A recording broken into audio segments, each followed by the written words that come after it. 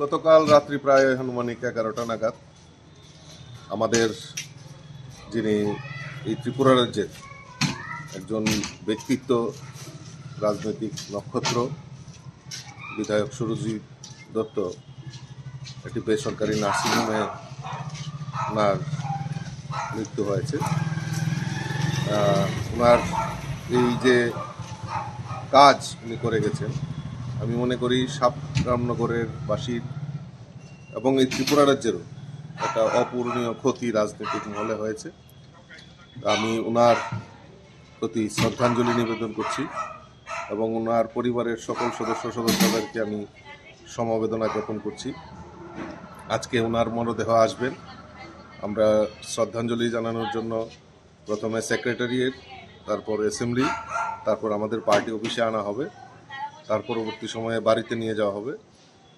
পরে বাড়ি থেকে একটি শোভাযাত্রার মাধ্যমে ওনাকে শেষ শ্রদ্ধা জানিয়ে বটতলা মহাশ্মশানে ওনার শেষকৃত্য সম্পন্ন হবে।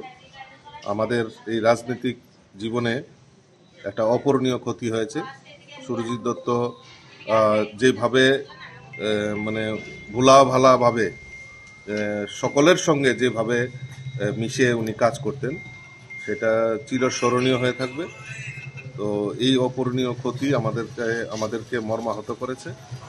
আমি আবারও ওনাকে শ্রদ্ধাঞ্জলি নিবেদন করছি, অর্পণ করছি এবং ওনার পরিবারের প্রতি আমি সমবেদনা জ্ঞাপন করছি।